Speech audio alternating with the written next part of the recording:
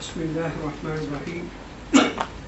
الحمد لله رب العالمين والصلاة والسلام على أشرف الأنبياء والمرسلين سيدنا محمد وعلى آله وأصحابه ومن تبعهم بإحسان إلى يوم الدين. இன்றைய இந்த அமர்வுக்கு தலைவகிக்கும் வாவி நிறுவனத்தின் படிப்பாளர் கலாநிதி ஹாரிஸ் அவர்களே, ஜாமியா நலிமியாவின் பிரதி படிப்பாளர் ஷேக் ஏசி அகார் முகமது அவர்களே, பேரன்பிற்குரிய சகோதர சகோதரிகளே, அஸ்ஸலாமு அலைக்கும் வரஹ்மத்துல்லாஹி வபரகாத்துஹு. இன்று நடைபெறுகின்ற இந்த செயலமர்விலே இலங்கை முஸ்லிம்களின் கல்வி வரலாறு என்ற தொழிற்பொருளிலே சில கருத்துக்களை தெரிவிக்கும்படி நான் கேட்கப்பட்டேன். அன்பிற்குரிய சகோதர சகோதரிகளே, எந்த ஒரு பிரச்சனையையும் உரிய முறையில் விளங்குவதற்கு, புரிந்து கொள்வதற்கு, இனம் காண்பதற்கு வரலாற்று பின்னணி மிகவும் அவசியம். இன்று இலங்கை முஸ்லிம் சமூகம் கல்வித்துறையிலே பல்வேறு பிரச்சனைகளை எதிர்நோக்குகின்றது என்பதை நாங்கள் அறிவோம். இந்த பிரச்சனைகள் சரியாக இனம் காணப்படவும் அவை தீர்க்கப்படவும் இந்த வரலாற்று பின்னணி அவசியம் என்று நான் நினைக்கிறேன். அன்பிற்குரிய சகோதரர்களே, இந்த நாட்டு முஸ்லிம்களின் கல்வி வரலாறு மிக விரிவாக சொன்னால் ஏறக்குறைய 100 ஆண்டுகளை உள்ளடக்கியுள்ளது. இலங்கை முஸ்லிம் சமூகம் இந்த நாட்டிலே 1000 ஆண்டுகளுக்கு மேலான ஒரு நீண்ட வரலாற்றை கொண்டது.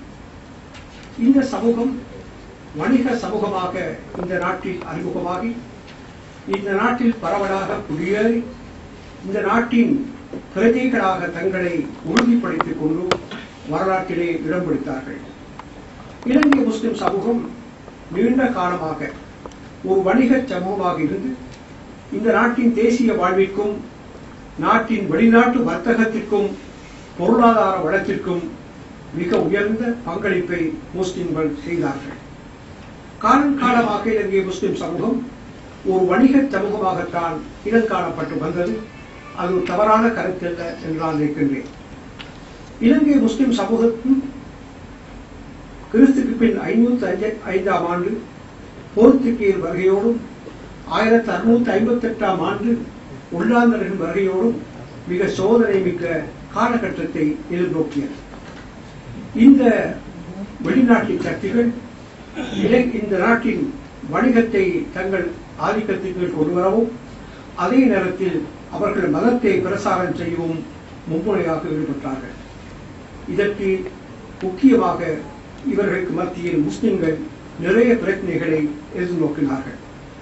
போர்த்துகீயர் ஆட்சி காலப்பிரிவிலே ஆரம்பிக்கப்பட்ட அவர்களது பாடசாலைகளை முஸ்லிம்கள் புறக்கணித்தார்கள்.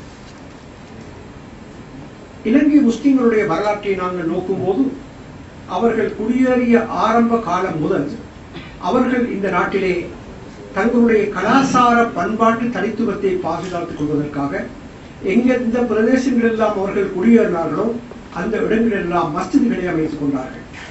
அந்த மஸ்ஜிதுகளை மையமாக வைத்து குத்தாப் என்று கூறக்கூடிய பாடசாலைகளை, குர்ஆன் மதரசாக்களை அமைத்துக் கொண்டார்கள். எனவே இந்த நாட்டின் முதலாவது முஸ்லிம் கல்வி நிறுவனமாக குத்தாபை நாங்கள் கருதலாம். இந்த நாட்டிலே கண்டுபிடிக்கப்பட்ட அரபு சிலாசனம் ஒன்று அப்பாசிய காலப்பிரிவிலே இந்த நாட்டு முஸ்லிம்கள் அப்பாசிய ஹலீஃபாவிற்கு தங்களுடைய சன்மார்க்க கடமைகளை அறிவு பெறுவதற்காக, அந்த அறிவை பெற்றுக் கொள்வதற்காக ஒரு மார்க்க அறிஞரை அனுப்பும்படி கேட்டுக் கொண்டதாக குறிப்பிடுகின்றது. அந்த அறிஞர் அபு அல் பக்காயா என்றும் அந்த சிலாசனம் குறிப்பிடுகின்றது. எனவே கொழும்பில் அந்த காலப்பிரிவிலே முஸ்லிம்கள் குத்தாபுகளை வைத்திருந்தார்கள் என்பது இந்த வரலாற்று குறிப்புகளால் தெளிவாகின்றது.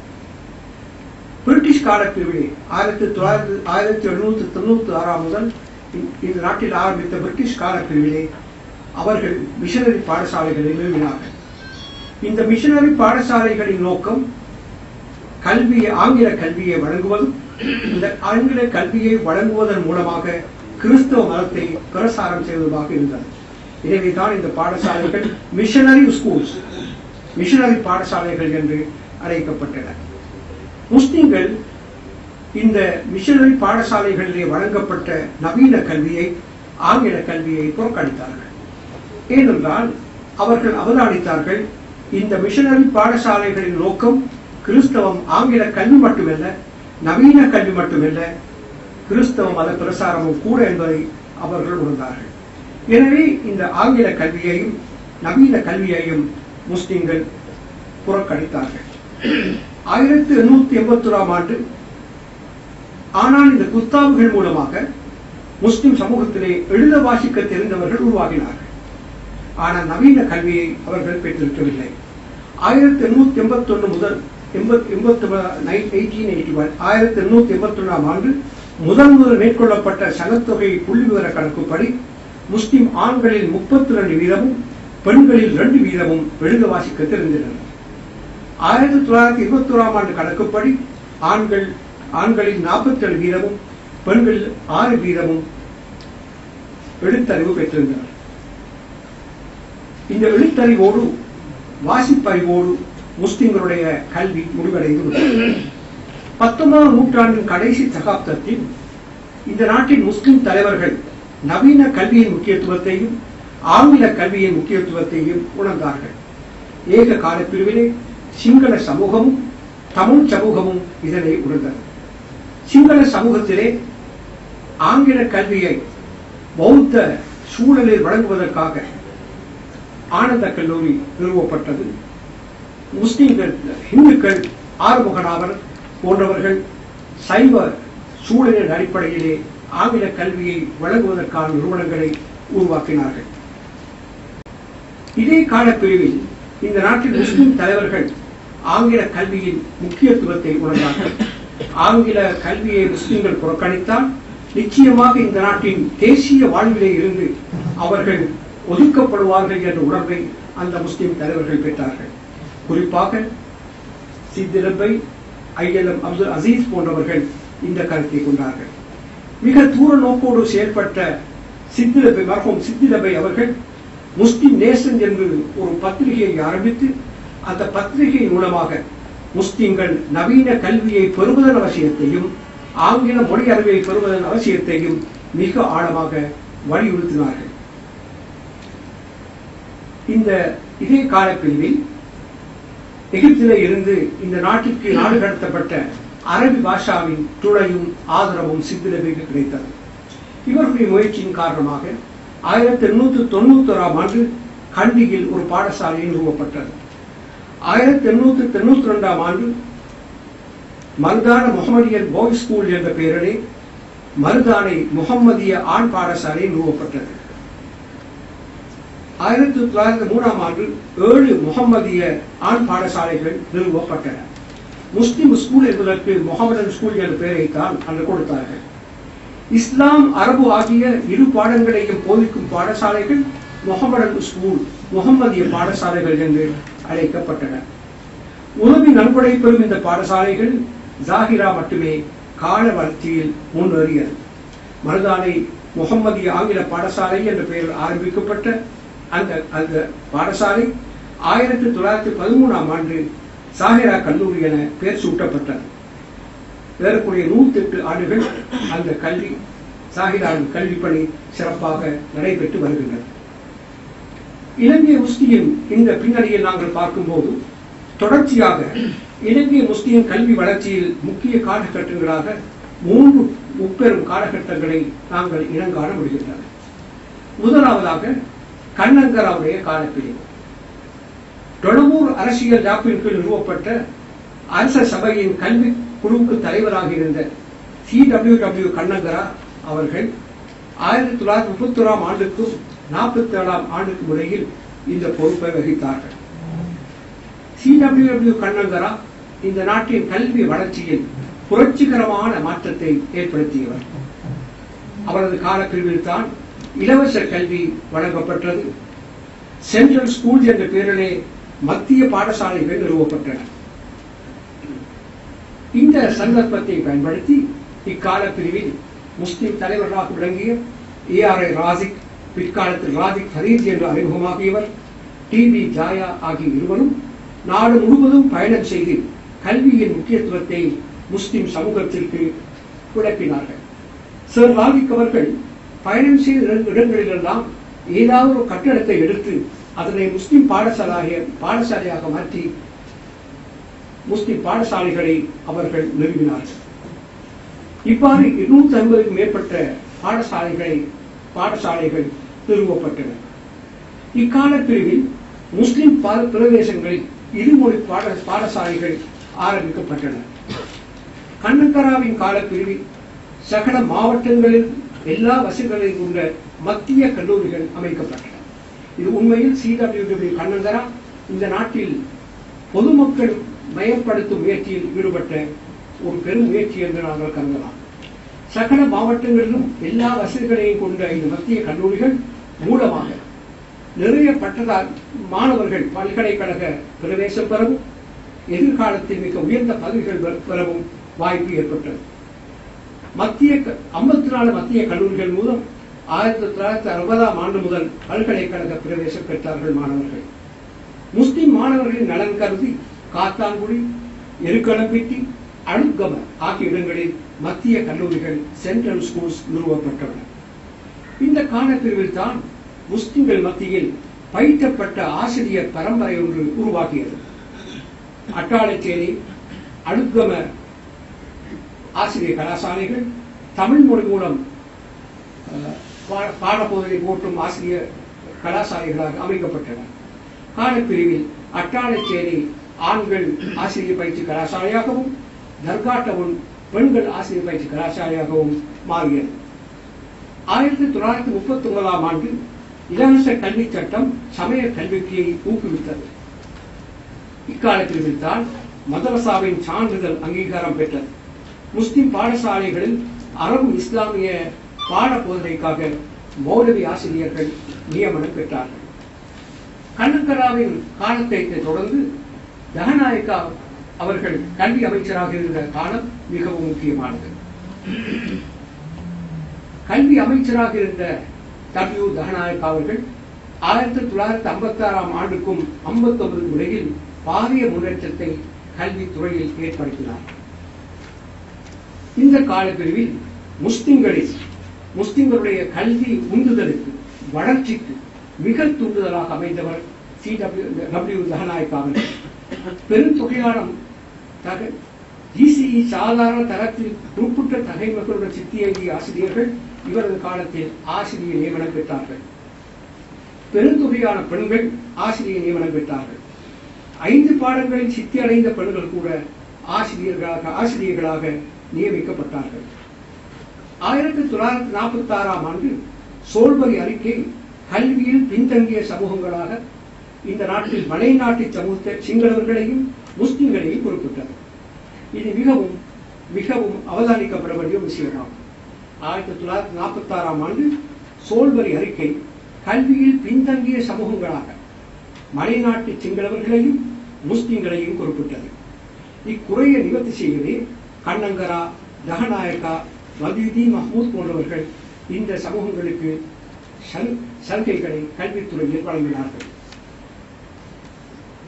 தகநாயக்காவின் காலப்பிரிவிலேயே முஸ்லிம் பாடசாலை என்ற தனிப்பிரிவு கொண்ட பாடசாலை தோற்றம் பெற்றது. 51% முஸ்லிம் மாணவர்கள் கல்வி பெறும் பாடசாலைகள் முஸ்லிம் பாடசாலைகள் என இனம் காணப்பட்டன. இதுவும் முஸ்லிம் கல்வித்துறையிலே வரலாற்றிலே மிக முக்கியமான ஒரு நிகழ்வாகும். முஸ்லிம் பாடசாலைகள் என்ற தனிப்பட்ட பாடசாலைகள் தகநாயக்காவின் காலப்பிரிவில் தோற்றம் பெற்றது. 51% முஸ்லிம் மாணவர்கள் கல்வி பெறும் பாடசாலைகள் இவ்வாறு அழைக்கப்பட்டன. இந்த பாடசாலைகளில் முஸ்லிம்களுக்குரிய விசேட சீருடை, தனிப்பட்ட விடுமுறை அமைப்பு ஆகியன அறிமுகப்படுத்தப்பட்டன. இக்காலப்பிரிவிலேயே, அதாவது தகநாயக்காவின் காலப்பிரிவிலேயே பெருந்தொகையான முஸ்லிம் மகா வித்தியாலயங்கள் ஆரம்பிக்கப்பட்டன. அடுத்ததாக முஸ்லிம் கல்வித்துறையில் மிக முக்கியமான காலகட்டம் மதியுதீன் மஹ்மூத் அவர்கள் கல்வி அமைச்சராக பணிபுரிந்த காலத்தில். மதியுதீன் மஹ்மூத் அவர்கள் 1960க்கும் 63க்கும் இடையிலும் 1970க்கும் 77க்கும் இடையிலும் ஏறக்குறைய 10 ஆண்டுகள் கல்வி அமைச்சராக கடமையாற்றினார்கள். இந்த நாட்டில் மிக அதிக காலம் கல்வி அமைச்சராக பணியாற்றிய பெருமை கலாநிதி வதீதி மஹ்மூத் அவர்களை சார்கின்றனர். அவருடைய காலப்பிரிவிலே முஸ்லிம் கல்வி மகத்தான ஒரு வளர்ச்சியை கண்டது. ஆசிரிய நியமனத்திலே விகிதாசார முறையை கலாநிதி வதீதி மஹ்மூத் அவர்கள் அறிமுகப்படுத்தினார்கள். சிங்களவர்கள் 80%, தமிழர்களில் 12%, முஸ்லிம்களில் 8% விகிதாசாரப்படி ஆசிரியர்களாக நியமனம் பெற்றார்கள். அட்டாளச்சேனை அழுத்தம ஆசிரியர் பயிற்சி கலாசாலைகள் மிக வளர்ச்சியை கண்டு அபிவிருத்தி செய்யப்பட்டன. இஸ்லாமிய இலக்கியம் ஒரு பாடமாக அறிமுகப்படுத்தப்பட்டது. அதற்கு முன்னர் இலக்கியம், தமிழ் இலக்கியம் என்ற அந்த பாடத்திலே ஹிந்துக்களுடைய மதம் சார்ந்த இலக்கிய நூல்கள் தான் அதிகமாக காணப்பட்டது. கலாநிதி வதீதி மஹ்மூத் அவர்கள் காலத்திலே தமிழ் இலக்கியத்தை 2ஆக பிரித்து ஆ பிரிவு, ஆவண்ணா பிரிவு என்று பிரித்து ஆவண்ணா பிரிவிலே இஸ்லாமிய இலக்கியம் அறிமுகப்படுத்தப்பட்டது. இஸ்லாமிய நாகரிகம் ஆகிய பாடங்கள் உயர்தர பரீட்சைக்குரிய பாடங்களாக இக்காலத்திலே அங்கீகரிக்கப்பட்டது. அல்லாஹ்வின் பரீட்சையை அவர்கள் அறிமுகப்படுத்தினார்கள். முஸ்லிம் பாடசாலைகளின் வளங்கள் அதிகரிக்கப்பட்டன. பெண்களின் கல்வி முன்னேற்றத்தில் மிக கரிசனை காட்டப்பட்டது. வதீதி மஹ்மூதுடைய காலத்திலேயே கல்வி சேவையில் முஸ்லிம்கள் தமது உரிய இடத்தை பெற்றார். அதற்கு முன்னர் இலங்கை கல்வி சேவையில் முஸ்லிம்களுக்கு உரிய இடம் அளிக்கப்படவில்லை. பெருமளவு பட்டதாரிகள் கல்வி அதிகாரிகளாக வதீதி மஹ்மூத் அவருடைய காலத்திலேயே நியமனம் பெற்றார்கள்.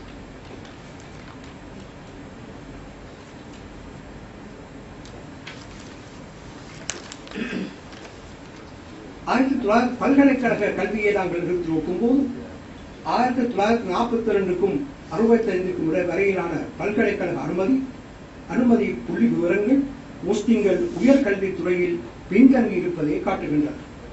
1942க்கும் 1965க்கும் இடையிலான பல்கலைக்கழக அனுமதி புள்ளி விவரங்கள் முஸ்லிம்கள் உயர்கல்வித்துறையில் பின்தங்கியதை காட்டுகின்றன. 1970 முதல் 80 வரை பல்கலைக்கழக அனுமதியை நோக்கும்போது இதே நிலையை நாம் அவதானிக்க முடிகின்றது. இந்த காலப்பிரிவில் தான் 1981ஆம் ஆண்டு இஸ்லாமிய மறுமலர்ச்சி இயக்கம் தோற்றம் பெற்றது. மர்ஹூம் அல்ஹாஜ் நலீம் அவர்கள் இந்த இயக்கத்தை எங்களது ஆலோசனையின் பேரில் ஆரம்பித்து வைத்தார்கள்.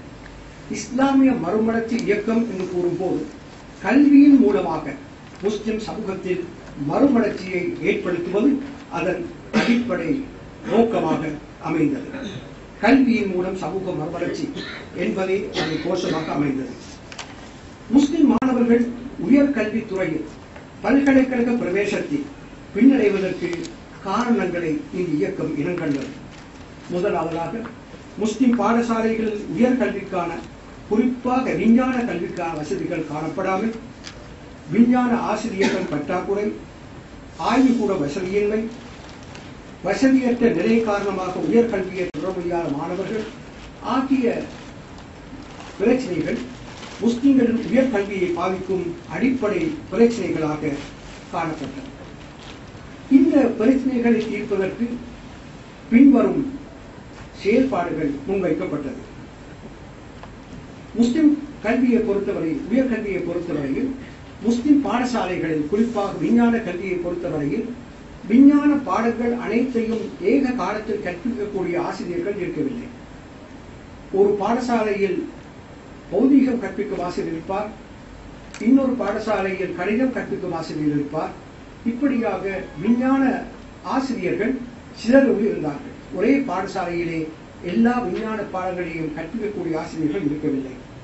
இந்த பிரச்சனையை தீர்ப்பதற்காக இஸ்லாமிய மறுமலர்ச்சி இயக்கம் ஒரு திட்டத்தை வகுத்தது. ஒவ்வொரு மாவட்டங்களிலும் உள்ள ஆசிரியர்களின் வளங்களை ஒன்று திரட்டி, அத்தனை விஞ்ஞான ஆசிரியர்களின் வளங்களை ஒன்று திரட்டி வார இறுதி வகுப்புகளை நடத்துவது. அந்த வார இறுதி வகுப்புகளிலே மாணவர்களை எல்லாம் ஒன்று சேர்த்து இந்த ஆசிரியர்களுடைய வளங்களை பயன்படுத்தி விஞ்ஞான கல்வியை வழங்குவது. இது உண்மையில் இலங்கையில் மிக வெற்றிகரமாக நடைபெற்றது. கல்வி பொதுத்தராதர உயர் வகுப்பு மாணவர்களுக்கான வகுப்புகள் 46 மத்திய நிலையங்களில் நடத்தப்பட்டது. 1983ஆம் ஆண்டு முதல் முஸ்லிம் மாணவர்களின் உயர் கல்வியில் இது கணிசமான தாக்கத்தை ஏற்படுத்தியது. இந்த வகுப்புகளை தொடர்ந்து பல்கலைக்கழக பிரவேசம் அதிகரித்தது. 1983ஆம் ஆண்டு 46 உயர்தர வகுப்புகள் இஸ்லாமிய மறுமலர்ச்சி இயக்கத்தால் நடத்தப்பட்டன. 1983ஆம் ஆண்டு வரை பல்கலைக்கழகத்தில் பிரவேசம் பெற்ற மாணவர்களின் எண்ணிக்கை 3.7 இருந்தது. 1984இல் அது 5.5 அதிகரித்தது. இந்த அதிகரிப்பிற்கு முக்கியமாக காரணமாக இந்த இஸ்லாமிய மறுமலர்ச்சி இயக்கம் மாவட்டங்களோடு நடத்திய இந்த விஞ்ஞான வகுப்புகள் பெரும் பங்களிப்பை செய்தது. 1983ஆம் ஆண்டு அம்பாறை, மட்டக்களப்பு, கண்டை, கேகாலை, மன்னார், மாத்தளை, புத்தளம், திரிகோணமலை ஆகிய மாவட்டங்களில் வகுப்புகள் நடைபெற்றன. 1984ஆம் ஆண்டு மாத்தறை, குருணாகலை, களுத்துறை, காலி, கம்பஹா, கொழும்பு, பதுளை, அனுராதபுரம் ஆகிய மாவட்டங்களுக்கு இது விஸ்தரிக்கப்பட்டது. இவ்வகுப்புகள் 1987ஆம் ஆண்டு வரை வகுப்புகள் தொடர்ந்தது. 1987 முதல் 88ஆம் ஆண்டு வரை 514 முஸ்லிம் மாணவர்கள் பல்கலைக்கழகங்களில் பல்வேறு கற்கை நிலைகளிலும் பிரவேசம் பெற்றது மட்டுமன்றி முதல் தடவையாக முஸ்லிம் மாணவர்களின் எண்ணிக்கை அவர்களுடைய இன விகிதாசாரத்தில் அதிகமாக அமைந்தது. முஸ்லிம்களின் இன விகிதாசாரம் 7.14% ஆக இருக்க 8.7 விகிதாசார அடிப்படையில் அவர்களது பல்கலைக்கழக அனுமதி பெற்றார்கள். வரலாற்றில் முதல் முறையாக முஸ்லிம்களுடைய சனத்தொகையின் இன விகிதாசாரத்தை அதிகமாக அவர்களுடைய பல்கலைக்கழக அனுமதி இருந்தது. இதுவே முதல் தடவையாகும். இதற்கு மறுமலர்ச்சி இயக்கத்தின் பங்களிப்பு மிக காத்திரமானது. அது மட்டுமன்றி வசதியற்ற மாணவர்களின் கல்வி மேம்பாட்டிற்காக புதுமை பரிசு திட்டத்தை 1981ஆம் ஆண்டு மறுமலர்ச்சி இயக்கம் அறிமுகப்படுத்தியது. மறுமலர்ச்சி இயக்கத்தின் வாராத வகுப்புகளும் புதுமை பரிசு திட்டமும் முஸ்லிம்கள் உயர்கல்வியில் மிக பெரும் பங்களிப்பை செய்தது. அடுத்து இந்த நாட்டு முஸ்லிம்களுடைய கல்வி வரலாற்றிலேயே முக்கியமான நிகழ்வு 1992ஆம் ஆண்டு இக்ரா தொழில்நுட்ப கல்லூரி ஆரம்பிக்கப்பட்டது. இலங்கை பல்கலைக்கழகங்களுக்கு பிரவேசம் பெறாத மாணவர்கள் மிகவும் தடுமாற்ற நிலையில் இருந்தார்கள். சிலர் அவருடைய கல்வியையே நடுவில் விட்டுவிட்டார்கள். சிலர் ஜெர்மன் டெக்னிக்கல் காலேஜ் போன்ற தொழில்நுட்ப கல்லூரிகளுக்கும் தேசிய தொழில்நுட்ப கல்லூரிகளுக்கும் பிரவேசம் பெற முயன்றார்கள். மிகவும் சொற்ப அறிஞர்களே அந்த தொழில்நுட்ப கல்லூரிகளுக்கு அனுமதி பெற்றார்கள். இந்த நிலையிலே முஸ்லிம்களுக்கு தொழில்நுட்ப கல்வித்துறையில் ஒரு தூண்டுதலை, அதற்கான வசதிகளை வழங்க வேண்டும் என்ற எண்ணத்தோடு இந்தியாவிலே உள்ள ஜமியத்துல் உலமா ஹைரியா இக்ரா சேரிட்டபிள் சொசைட்டி நிறுவனத்தின் ஒத்துழைப்போடு 1992ஆம் ஆண்டு இக்ரா தொழில்நுட்ப கல்லூரி இந்த நாட்டில் நிறுவப்பட்டது. உண்மையில் இந்த இக்ரா தொழில்நுட்ப கல்லூரிக்கு பிறகு நிறைய மாணவர்கள் அதனால் பலன் பெற்று இன்று வெளிநாடுகளில் தொழில் புரிந்து நிறைய முஸ்லிம் குடும்பங்களின் பொருளாதார நிலையின் உயர்ச்சிக்கு அவர்கள் சிறந்த பங்களிப்பை செய்கின்றார்கள்.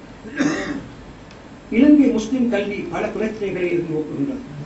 முஸ்லிம் கல்வியில் காணப்படுகின்ற குறைபாடுகளை இனங்கண்டு நிவர்த்தி செய்வதற்காக ஜனாதிபதியின் பணிப்புரையின் பெயரில் கல்வி அமைச்சு 2007ஆம் ஆண்டு டிசம்பர் மாதம் 13ஆம் தேதி ஒரு குழுவை நியமித்தது.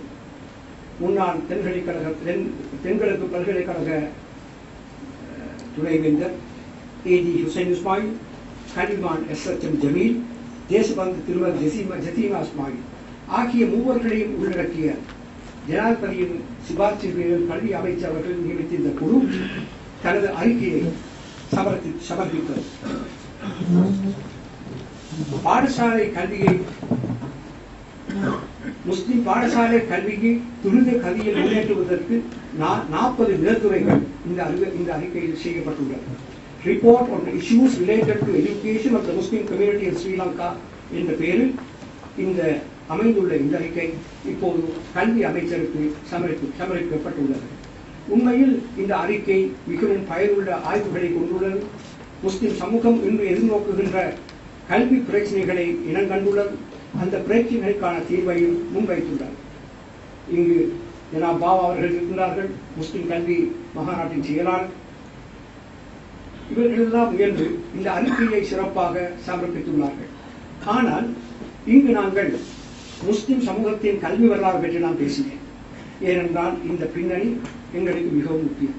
நாங்கள் எப்படி எங்களுடைய வரலாறு ஆரம்பமாகியது, ஆரம்ப கல்வி எப்படி குத்தாபுகளோடு நாங்கள் மட்டுப்படுத்தியிருந்தது, எப்படி முஸ்லிம் பாடசாலைகள் அமைப்பு தோன்றியது, அந்த முஸ்லிம் பாடசாலைகள் என்ற அமைப்பு எப்படி தனிப்பட்ட சிறப்பம்சங்களை கூட தனிப்பட்ட பாடசாலை காலகட்டத்தில் வளர்ச்சி அடைந்தது, எவ்வாறு கால வளர்ச்சியில் வந்த முக்கியமான அமைச்சர்கள் எந்த அளவுக்கு இந்த முஸ்லிம் கல்வியின் வளர்ச்சிக்கு பங்களிப்பு செய்திருக்கிறார்கள்.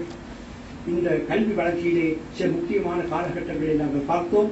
இறுதியாக முஸ்லிம்களுடைய கல்வி வரலாற்று நிகழ்ந்த முக்கியமான நிகழ்வுதான் அண்மையில் ஜனாதிபதி அவர்கள் நியமித்த இந்த கல்விக்குழு report on issues related to education of Muslim community in Sri Lanka என்ற பெயரில் 40 ரெக்கமெண்டேஷன் 40 விருதுரைகளை இந்த ரிப்போர்ட் கொடுத்துள்ளது.